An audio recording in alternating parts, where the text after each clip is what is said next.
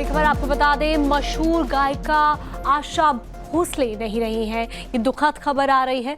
मुंबई के breach candy अस्पताल में गायिका आशा भोसले का निधन हो गया है। आपको बता दें, उनकी तबीयत खराब थी, जिसके बाद उन्हें मुंबई के ब्रीच कैंडी अस्पताल में भर्ती कराया गया था। और अब ये जानकारी मिल रही है कि मशहूर गायिका आशा भोसले नहीं रही हैं। तो आपको बता दें कि ये जानकारी सुबह से ही आ रही थी कि किस तरीके से आशा भोसले की तबीयत ख़राब है, और ऐसे में अब जो जानकारी सामने आ रही है उसके मुताबिक आशा भोसले का निधन हो चुका है। 92 साल की उम्र आशा भोसले की थी। 8 सितंबर 1933 को आशा भोसले का जन्म हुआ था।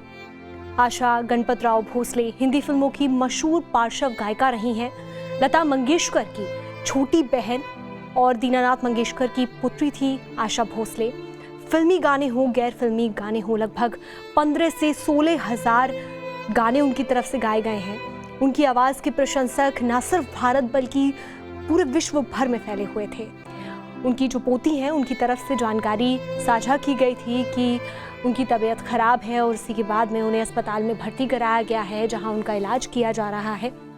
हालांकि पहले जानकारी ये मिली थी कि उन्हें हार्ट अटैक आया है, लेकिन फिर जानकारी सामने आई कि उनकी तबीयत ख़राब है, जिसके बाद उन्हें ब्रीच कैंडी अस्पताल में भर्ती कराया गया, जहां से अभी जानकारी मिल रही है कि उनका निधन हो गया है। ये बहुत दुखद खबर पूरे देश के लिए ही, क्योंकि वो एक ऐसी गायिका जिनको ना सिर्फ भारत में सुना जाता रहा बल्कि दुनिया भर में सुना जाता रहा है। आशा ज्या तिथे राहायच्या कासा ग्रँड लोअर परेल, तिथं लोकांनी येऊन त्यांना भेटावं, त्यांचं दर्शन घ्यावं आणि 4 वाजता दुपारी उद्या शिवाजी पार्कला त्यांचे अंतिम संस्कार होणार आहेत। सर हिंदी बता दीजिए क्या हुआ, थोड़ा सा आज थोड़ा सा बता दीजिए। मैं आनंद भोसले, मेरी माताजी श्रीमती आशा भोसले, इनका आज निधन हो चुका है। कल सुबह 11 बजे वो जहाँ रहती थी कासा ग्रैंड लोअर परेल, वहाँ पर जिनको अंतिम दर्शन लेने हैं वो आप वहाँ आइए, और 4 बजे कल दोपहर को शिवाजी पार्क में इनके अंतिम संस्कार होंगे। ठीक है सर। डॉक्टर साहब नाम सर रात्रीपासून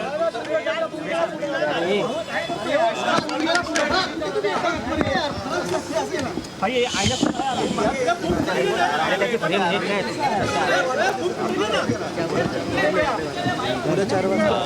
ये बड़े दुख की खबर है कि श्री आशा भोसले जी का आज निधन हो चुका है, और उनको मेडिकल प्रॉब्लम थी, उनको मल्टी ऑर्गन फेलियर था, उस कारण उनका निधन हुआ है। सर किती बार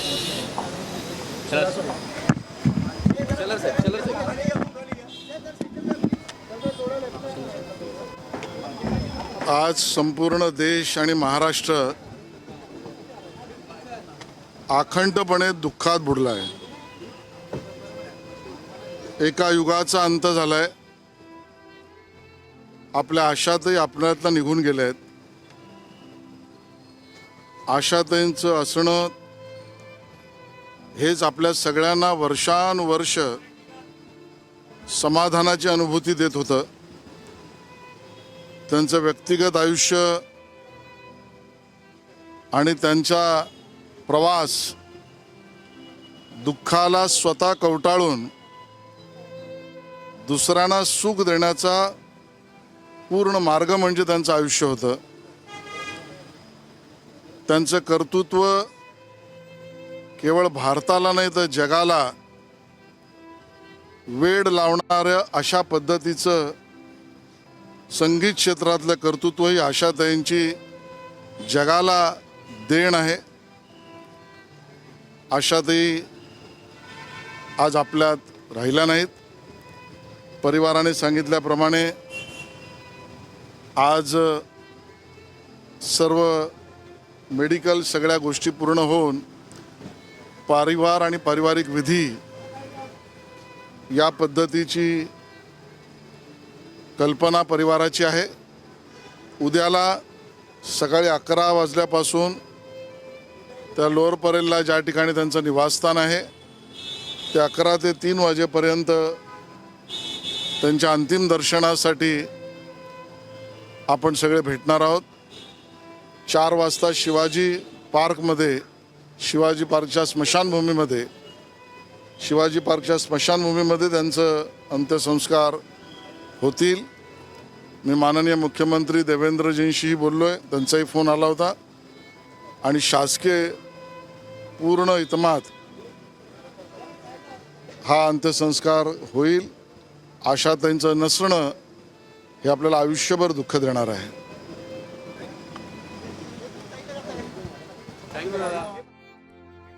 तो ये बड़ी खबर आपको बता रहे हैं कि आज आशा ताई हमारे बीच नहीं रही हैं. हमारे संवाददाता अतुल हमारे साथ जुड़े हुए हैं. अतुल, बहुत ही दुखद खबर है कि आशा ताई अब हमारे बीच में नहीं रही हैं. चाहे शास्त्रीय संगीत हो या फिर पॉप सिंगर हो, हर चीज़ में आशा ताई का जो करियर रहा वो बहुत उम्दा रहा और ऐसे में उनका जाना एक बहुत बड़ी क्षति है, ना सिर्फ हमारे देश के लिए बल्कि पूरी दुनिया के लिए. जी देखिए, आशा भोसले, जिन्हें प्यार से आशा ताई भी कहा जाता था, एक उनके निधन के साथ ही बॉलीवुड का एक बहुत जो सुनहरा युग था उसका अंत हो गया. आशा भोसले से पहले उनकी बड़ी बहन लता मंगेशकर का भी जब निधन हुआ था तो एक बहुत बड़ा सूनापन बॉलीवुड में आ गया था. लेकिन फिर आशा ताई के इस निधन की वजह से एक बहुत बड़ा झटका लगा है, न सिर्फ उनके करोड़ों फैंस को बल्कि देश की एक ऐसी जो है रत्न आप कह सकते हैं गायकी में, जिन्होंने कई सारे रिकॉर्ड्स बनाए. Guinness book of world records में उनका नाम दर्ज है, सबसे ज्यादा लैंग्वेजेस में सबसे ज्यादा गाने की. तो अपने आप में एक सबसे ज्यादा वर्सटाइल जो है अगर बॉलीवुड सिंगर के तौर पर याद किया जाएगा तो आशा भोसले को याद किया जाएगा. एक जो लेजेंडरी वॉइस थी जिसकी वजह से एक हर तरीके की आवाज, चाहे वो भक्ति संगीत हो, पॉप सिंगिंग हो, चाहे रोमांटिक सॉन्ग हो या कोई भी जो है आप अपने तरीके से थॉट्स बताइए, कोई भी जो है तरीके का गाना हो, वो अपने तरीके की महारत हासिल की हुई थी उन्होंने और हर तरीके के उन्होंने गाने गाए हैं. हिंदी से लेकर मराठी, तमिल, तेलुगु, मलयालम, कन्नड़, आप कोई भी भाषा उठा लीजिए, उन्होंने हर भाषा में भारतीय में अपनी आवाजें दी हैं. और सभी गाने जो है कई सारे ऐसे गाने हैं जिन्होंने कई सारे रिकॉर्ड्स जो है बनाए हुए हैं. आज भी जब उनका नाम आता है तो कई सारे ऐसे गाने हैं राजेश खन्ना के जमाने के जो है, चाहे किशोर कुमार के जमाने के, और जितने भी वर्सेटाइल एक्टर आपके हैं उनके साथ आप जो है याद कर लीजिए. सबके साथ उन्होंने अपना एक करियर का एक जो दौर है गाने का, उन्होंने अपनी शानदार आवाजें दी हैं और उसकी वजह से आज ये दुखद निधन हो गया उनका. काफी लंबे समय से जो उनके परिवार से हमारी बात हुई तो बता रहे थे कि काफी दिनों से वो बीमार भी चल रही थी और जो उन्हें शनिवार की देर शाम जो एडमिट किया गया था उस दौरान भी उन्हें चेस्ट पेन और इन्फेक्शन की बातें कही जा रही थी. काफी ज्यादा सांस लेने में उन्हें दिक्कत आ रही थी. उम्र की काफी दहलीज पर वो पहुंच चुकी थी, ऊंची जहां पर उनके लगातार जो है बीमारियों ने घेर के रखा हुआ था. हालांकि उनका जो हेल्थ रिपोर्ट शुरुआत में जब इनिशियल उनकी जो है जांच की गई थी डॉक्टर्स के द्वारा, तो ये माना जा रहा था कि हो सकता है वो रिवाइव कर जाएं, क्योंकि शुरुआती समय में उन्होंने मेडिसिन को काफी अच्छा रिस्पांस भी दिया था. बातें ये तक देर रात तक चल रही थी, जो डॉक्टर्स की टीम उनकी जो है मॉनिटर कर रही थी कि हो सकता है वो अच्छे तरीके से रिवाइव करे. हालांकि आईसीयू में रहने की सिचुएशन थी, क्योंकि जो मल्टीपल उनके ऑर्गन्स थे उसमें जो है इन्फेक्शन बहुत तेजी से फैल रहा था और उसकी वजह से जो है आज जो है उनका मल्टीपल ऑर्गन फेलियर की वजह से निधन हो गया है। तो एक बहुत ही बड़ा झटका है, आप कह सकते हैं। बहुत बड़ा झटका है। 15 से 16,000 गाने हैं जो उन्होंने उन गानों में आवाज दी है, और हम चाहे कोई भी उम्र का हो, चाहे कोई छोटा हो, बड़ा हो, बुजुर्ग हो, हर किसी ने उनकी आवाज को सुना है। और जब इस खबर को सुन रहे हैं तो बेहद ही दुखद ये खबर है कि यकीन करना मुश्किल है, क्योंकि इससे पहले जब 2022 में लता मंगेशकर जी का निधन हुआ था, उसके बाद भी ऐसी ही शोक की लहर थी, और अब भी यही दुख पीड़ा महसूस हो रही है। अतुल जी देखिए, उनके जो है परिवार से, मंगेशकर परिवार एक ऐसा आप कह सकते हैं भारतीय सिनेमा का, भारतीय शास्त्रीय संगीत से लेकर म्यूजिक से जुड़ा एक ऐसा परिवार रहा है जो भारत के हर जन को, चाहे वो की जनरेशन का, जेंजी का अभी का बंदा हो या पहले के जमाने के लोग जो सीनियर अब हो चुके हैं, बुजुर्ग हैं, उनकी पसंद की हो, हर कोई उनके परिवार से हमेशा से जुड़ा रहा है। वो चाहे म्यूजिक डायरेक्शन से हो या सिंगिंग से लेकर हो, तो हर कोई उनके परिवार से जुड़ा रहा है। और यही बात भी है कि आप इलेक्शन का जो इस समय दौर चल रहा है, पूरी दुनिया जो जंग के माहौल में फंसी पड़ी है, उस दौरान भी प्रधानमंत्री नरेंद्र मोदी को जब जानकारी मिली आशा ताई के हॉस्पिटलाइज होने की, तो उन्होंने इस बात को लेकर ट्वीट भी किया और ये भी भगवान से प्रार्थना की कि जल्द ही वो रिकवरी कर जाए, क्योंकि सभी को उम्मीदें थी। जो आशा भोसले हैं, इससे पहले भी उनकी तबीयत खराब होती रही थी, लेकिन वो जो है मेडिसिन द्वारा जब उनका ट्रीटमेंट किया जाता था तो रिवाइव करके अपने घर पे भी चली जाती थी। लेकिन इस बार जो है सिचुएशन उस तरीके की नहीं थी, क्योंकि इन्फेक्शन बहुत तेजी से फैल रहा था, और यही वजह है कि दवाइयां जो पहले शुरुआत में अच्छा जो है रिस्पांस दे रही थी। आनंद भोसले जो कि आशा ताई के बेटे हैं, उन्होंने क्या कहा इस पर आपको सुनाते हैं। मेरी माताजी श्रीमती आशा भोसले, इनका आज निधन हो चुका है। कल सुबह 11 बजे वो जहाँ रहती थी, कासा ग्रैंड लोअर परेल, वहाँ पर जिनको अंतिम दर्शन लेने हैं, वो आप वहाँ आइए। और 4 बजे कल दोपहर को शिवाजी पार्क में इनके अंतिम संस्कार होंगे। अतुल हमारे सहयोगी इस खबर पर ज्यादा जानकारी के साथ जुड़ गए हैं कि अंतिम संस्कार कैसे होगा, कौन कौन लोग शामिल होंगे। अतुल, आशा ताई के बेटे इस बात को स्वीकार कर चुके हैं कि आशा ताई हमारे बीच नहीं रही, कल शाम 4 बजे अंतिम संस्कार होगा। कौन कौन लोग वहां पर पहुंचेंगे, क्योंकि इंडस्ट्री की चहेती थी आशा ताई, उनको ताई कहा जाता था, मतलब ज्यादातर लोग उन्हें बहन मानते थे, और उनका ना रहना एक बहुत बड़ा शून्य बॉलीवुड इंडस्ट्री के लिए। जी देखिए, परिवार की तरफ से उनके बेटे ने जो अभी जानकारी दी है, सुबह 11 बजे से लेकर 3 बजे तक जो कासा ग्रांडे जहां पर वो रहती, उनका परिवार रहता है, वहां पर वो दादर में उनके जो है निवास स्थान पर उनके दर्शन करेंगे, अंतिम दर्शन करेंगे। परिजन के साथ साथ बॉलीवुड की कई जानी मानी हस्तियां मानी जा रही हैं कि उनके घर पर आएंगे, क्योंकि ऐसा कोई भी इस समय बहुत बड़ा जो है बॉलीवुड स्टार नहीं है जो आशा ताई के साथ फिल्मों में काम नहीं किया या उनकी फिल्मों में उन्होंने आवाज अपनी नहीं दी है। तो कई सारे सेलिब्रिटीज हो, चाहे अमिताभ बच्चन से लेकर शाहरुख खान से लेकर आमिर खान, सलमान खान से लेकर अभी रणवीर सिंह हो, रणबीर कपूर हो, ऐसे कई सारे एक्ट्रेसेस हैं जिनके साथ वो ऑलरेडी काम कर चुकी हैं और लगातार वो काम कर रही थी। यहाँ तक कि वो जो है एल्बम्स में भी अपने सॉन्ग दे रही थी। हालांकि प्लेबैक सिंगिंग उन्होंने उम्र के एक लंबे जो है समय के बाद जब वो बीमार पड़ना शुरू हो गई थी तो उन्होंने प्लेबैक सिंगिंग छोड़ दिया था, लेकिन वो एल्बम्स लगातार बड़े एक्टर्स के साथ जो है सिंगर्स के साथ वो कर रही थी, और उसमें भी उनके जो है म्यूजिक वीडियोस लगातार आ रहे थे। तो इस बात से इनकार नहीं किया जा सकता है कि हम आपसे बातचीत करेंगे, लेकिन देखिए न सिर्फ बॉलीवुड जगत में, संगीत जगत में कैसे अब एक शोक की लहर दौड़ गई है। रजा मुराद वेटरन एक्टर हमारे साथ जुड़े हुए हैं, सीनियर एक्टर। रजा साहब, जिस तरीके से मंगेशकर सिस्टर्स, पहले लता दीदी को हमने खोया और आज आशा ताई, कुछ आवाजें ऐसी होती हैं जो वक्त के साथ कभी फेड नहीं होंगी, लोग इसे कभी भूल नहीं पाएंगे, और निश्चित तौर पर आशा ताई की आवाज उनमें से एक है। हाँ देखिए, आशा ताई के गुजरने से एक दौर खत्म हो गया। पहले लता जी गई, आज आशा ताई हमारे बीच में नहीं है, तो पूरा का पूरा एक दौर था इनका। इन दोनों बहनों के कंठ में मां सरस्वती का वास था और दोनों अलग अलग किस्म के गाने गाती थीं और बहुत महारत से गाती थीं। आशा जी की आवाज में शोखी थी, चंचलता थी, रवानी थी, जवानी थी, शरारत थी और जवान आवाज थी। ऐसा लगता था कि कोई 18 साल की लड़की गा रही है जी। तो ऐसी आवाज तो आज तक आई नहीं। इतनी रेंज वाली आवाज आज तक ये आपने बहुत सही बात कही रजा साहब, और शायद यही वजह था कि एकमात्र इंडस्ट्री में कुछ ऐसी गिनी चुनी सिंगर्स थी जो अपने एज के बावजूद, वो खुद 92 वर्ष की उम्र उनकी आज थी जब उन्होंने अंतिम सांस ली, लेकिन यंग से यंग एक्ट्रेसेस के लिए उन्होंने अपनी आवाज दी। ऐसे में रजा साहब, आप भी संगीत के काफी मुरीद रहे हैं। आशा ताई के कौन से गाने से आप उन्हें सबसे ज्यादा याद करेंगे?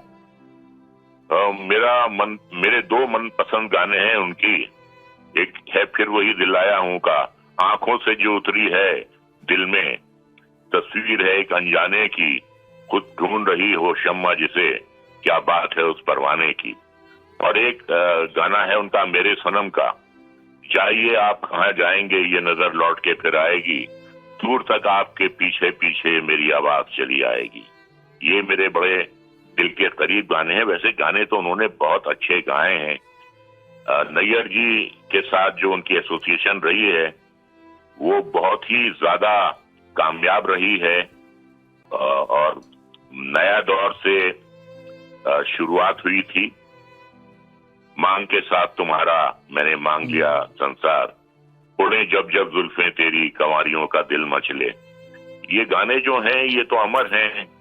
ये आज भी आज की पीढ़ी के कानों में भी ये रस घोलते हैं जी। और मुझे याद है पंचम दा के गुजरने के बाद बहुत ज्यादा उनमें डिप्रेशन आ गया था। वो मुश्किल से बोल पाती थी, चल पाती थी, वो बिल्कुल खो गई थी। तो एक जगह वो परफॉर्म करने वाली थी तो बैक स्टेज पे मैं था जी। और मैंने अपना दुख प्रकट किया पंचम दा के जाने का। तो इतनी जज्बाती हो गई कि मुझसे लिपट के रोने लगी वो, इतनी जज्बाती हो गई वो। और फिर उन्होंने गाना गाया, सपना मेरा टूट गया, कुछ ना मिला, बीत हुई यादें मिली और मुझे कुछ ना मिला। ये गाना उन्होंने गाया, अपनी मखमली आवाज में दर्द भरा गीत गाया जी। रजा सर, चूंकि आपने वो इंसिडेंट का जिक्र किया कि वो पंचम दा को कैसे याद करती थी, कितनी भावुक हो जाती थी याद करके। लता दीदी के जाने के बाद भी बताया जाता है वो काफी ज्यादा परेशान रहती थी, उनकी तबीयत में कोई सुधार ज्यादा हो नहीं रहा था उसके बाद से, और फिर आज ये खबर आई। लता दीदी से भी उनका काफी ज्यादा इन्वॉल्वमेंट था क्योंकि दोनों वो बहनें थी जिन्होंने साथ स्ट्रगल किया और संगीत की दुनिया में वो मुकाम हासिल किया, शायद कोई वहां पहुंचने की सोच भी ना पाए। नहीं, ये तो बेमिसाल, इसकी तो आपको कोई मिसाल मिलेगी ही नहीं जी। मैं देखिए आजकल के सिंगर्स की बुराई नहीं कर रहा, लेकिन वो रेंज, वो शोखी, वो जवानी, वो रवानी किसी में नहीं है। आज तो समझ में नहीं आता है कि कौन सिंगर गा रहा है या चीख रहा है, चिल्ला रहा है, समझ में नहीं आता। बहरा भी इनकी आवाज सुन के समझ जाता था कि आशा ताई की आवाज है।